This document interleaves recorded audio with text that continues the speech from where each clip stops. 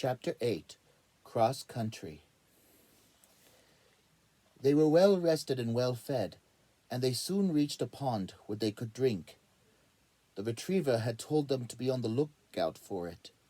It would not have been safe for them to drink from his bowl again. Too many humans were now about, and their spirits were far higher than when they had left the house in Regent's Park. How far away it already seemed, although it was less than 24 hours since they had been in their baskets by the kitchen fire. Of course they were still anxious about their puppies, and sorry for the poor dearlies. But Lucky's message had been cheering, and they hoped to make it all up to the dearlies one day. And anyway, as Pongo said, worrying would help nobody. While enjoying their freedom to race across the fields would do them a power of good. He was relieved to see how well Mrs. ran and what good condition she was in. So much food had been given to her while she was feeding the puppies that she had never got pitifully thin, as Perdita had when she had fed her own puppies without being given extra food. "You are a beautiful dog, Mrs.," said Pongo. "I am very proud of you." At this, Mrs. looked even more beautiful, and Pongo felt even prouder of her. After a minute or so, he said, "Do you think I'm looking pretty fit?" Mrs. told him he looked magnificent, and wished she had said so without being asked. He was not a vain dog, but every husband likes to know that his wife admires him. They ran on, shoulder to shoulder, a perfectly matched couple. The night was windless, and therefore seemed warmer than the night before. But Pongo knew there was a heavy frost, and when, after a couple of hours across the fields, they came to another pond, there was a film of ice over it.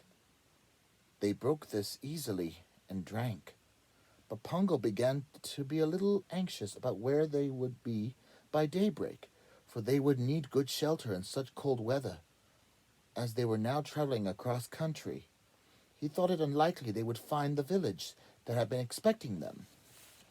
But he felt sure most dogs would by now have heard of them and would be willing to help. "Only we must be near some village by dawn, or we shall meet no dogs," he thought. Soon after that a lane crossed the fields, and, as they had just heard a church clock strike midnight, Pongo felt there was now little chance of their meeting any humans on the road. He wanted to find a signpost and make sure they were traveling in the right direction. So they went along the lane for a mile until they came to a sleeping village. There was a signpost on the green, which Pongo read by the light of the moon. He was very good at reading. As a pup, he had played with alphabet blocks. All was well. Their journey across the fields had saved them many miles, and they were now deep in Essex. The village where they might have stayed was already behind them. By going north, they would reach Suffolk. The only depressing thing was that the wonderful steak dinner seemed such a long time ago, and there was no hope of getting food as late as this.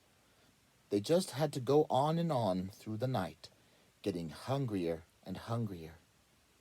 And by the time it began to get light, they were also extremely chilly, partly because they were hungry and tired, and partly because it was getting colder and colder. The ice on the ponds they passed was thicker and thicker. At last they came to a pond where they could not break through to drink. And now Pongo was really anxious, for they had reached a part of the country where there seemed to be very few villages. Where could they get food and shelter? Where could they hide and sleep during the bitterly cold day ahead of them? He did not tell Mrs. of his fears, and she would not even admit that she was hungry. But her tail drooped and her pace got slower and slower. He felt terrible, tired, hungry, anxious and deeply ashamed that he was letting his beautiful wife suffer hardship. Surely there would be a village soon, or a fair-sized farm. "Should we rest a little now, Pongo?" said Mrs. at last. "Not until we found some dogs to help us, Mrs.," said Pongo. Then his heart gave a glad leap. Ahead of them were some thatched cottages. It was full daylight now, and he could see smoke twisting up from several chimneys.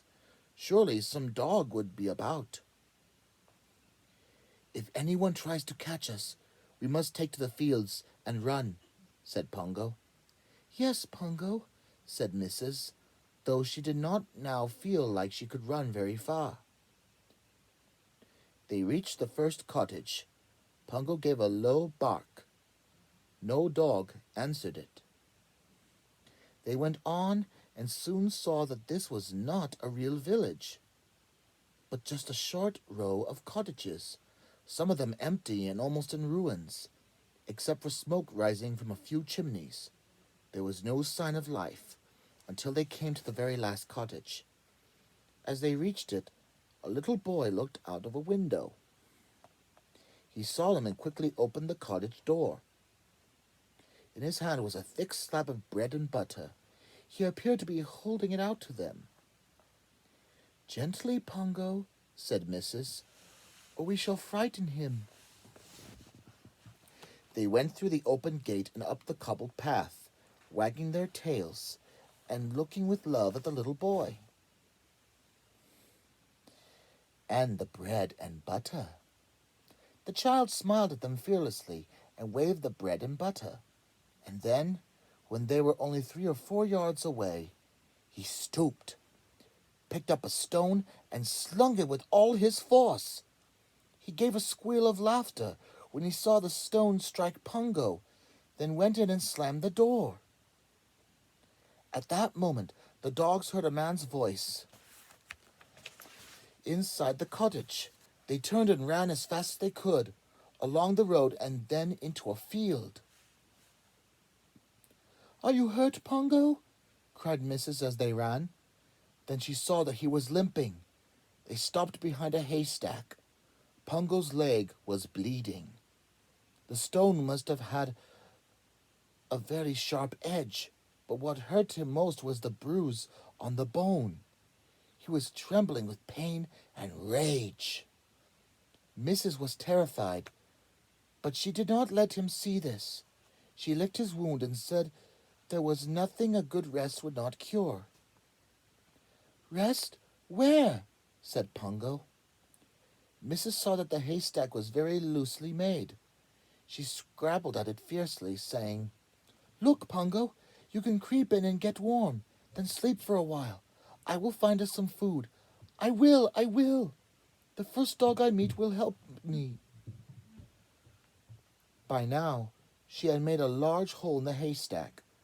Pongo looked at it longingly, but no, he could not let her go alone. He struggled to his feet, wincing with pain, and said, "I must come with you to find food, and I will bite that child." "No, Pongo, no," cried Mrs., horrified. "Remember, he is only a very young human. All very young creatures are ignorantly cruel. Often our dear puppies hurt me badly, not knowing they were doing so. To bite a human is the greatest crime a dog can commit. You shall not let that cruel, thoughtless child put such a sin on your conscience. Your pain and anger will pass, but the guilt will remain with you for always."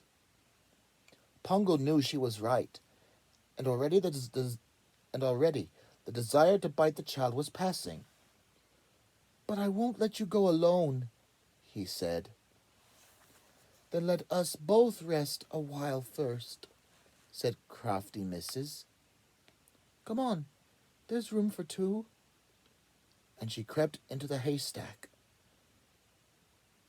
"We should find food first, or we shall be too weak to find it when we wake up," said Pongo, but he followed her into the haystack. "Just sleep for a few minutes, Pongo." while I keep guard," said Mrs. coaxingly. Pungo could fight on no longer. Sleep came to him while he thought he was still arguing. Mrs. waited a few minutes, then crept out and pulled hay round Pungo to hide him. She no longer felt sleepy. She was far too anxious. Even her appetite had gone for the moment. Still, she knew she must find food for them both, and she had no idea how to, for she was almost sure there was no dog anywhere near to help her. But pretending to Pungo that she felt brave had made her really feel a little braver, and her tail was no longer down. She could still see the thatched cottages, and she noticed some hens at the back of them. Perhaps the hens would have some stale crusts that she could, well, borrow. She went back. The first cottage she reached was the one where the little boy lived, and now he was at the back, staring at her. This time, he had an even larger slab of bread and butter, with some jam on it. He ran towards her, holding it out. Perhaps he really means it now, thought Mrs. Perhaps he's sorry he hurt Pungo. And she went forward hopefully, though well prepared to dodge stones. The child waited until she was quite close. Then again he stooped for a stone, but he was on a patch of grass with no stones handy. So instead he threw the slab of bread and butter. He threw it with rage, not love, but that made it no less valuable. Mrs. caught it neatly and bolted. Bless me, she thought. He's just a small human who likes throwing things. His parents should buy him a ball. She took the bread and butter back to the haystack and laid it down by her sleeping husband's nose. So far she had not even licked it, but now she let herself nibble off one very small corner. It tasted so glorious that her appetite came back with a rush, but she left all the rest for Pungo to find when he woke. Again she pulled the hay around him, and then ran to the road, but she saw a man outside the cottage where the little boy lived. So she did not dare to go back to visit the hens. She ran in the opposite direction. It was now a very beautiful winter morning. Every blade of grass was silvered with hoarfrost and glittering in the newly risen sun. But Mrs. was far too worried to enjoy the beauty. The triumph of getting the bread was wearing off, and all sorts of fears were rushing at her. Suppose Pungo was seriously injured. Suppose he was too lame to go on. Suppose she could find no food close at hand. If she had to go far, she knew she would get lost. She even got lost in Regent's Park, almost every time the dearlies were off the leash. They often laughed at the way she would stand still, wildly staring for them. Suppose she never found her way back to Pungo, and he searched and never found her. Lost dog, the very words were terrible. And was she even now quite sure of her way back to the haystack? It isn't fair, thought Mrs. No one as worried as I am ought to feel hungry too.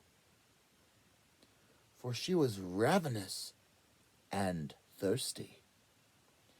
She tried licking the ice in a ditch, but it hurt her tongue without quenching her thirst. She was beginning to think she must go back and make sure where the haystack was, when she came to an old red brick archway leading to a long gravel drive. Her spirits rose. Surely this must be the entrance to some big country house, such as she had stayed at several times when she and Mrs. Dearly were both bachelors. Such houses had many dogs, large kitchens, plenty of food. Joyfully she ran through the archway. She could see no horse ahead of her because the drive twisted. It was overgrown with weeds, and it went on so long that she began to wonder if it really did lead to a house. Indeed, it was now so wild and neglected that it seemed more like a path through a wood than the approach to a house, and it was so strangely silent. Never in her life had Mrs. felt quite so alone. More and more frightened, she ran round one more bend, and suddenly she was out in the open, with the house in front of her. It was very old, built of mellow red brick, like the archway, with many little diamond-paned windows, and one great window that reached almost to the roof. The windows, twinkling in the early morning sunshine, looked cheerful and welcoming, but there was no sign of life anywhere, and there was grass growing in the cracks of the wide stone steps which led to the massive oak door. "It's empty," thought Mrs. in despair. But it was not empty. Looking out of an open window was a spaniel, black except for his muzzle, which was gray with age. "Good morning," he said most courteously. "Can I be of any help to you, my dear?"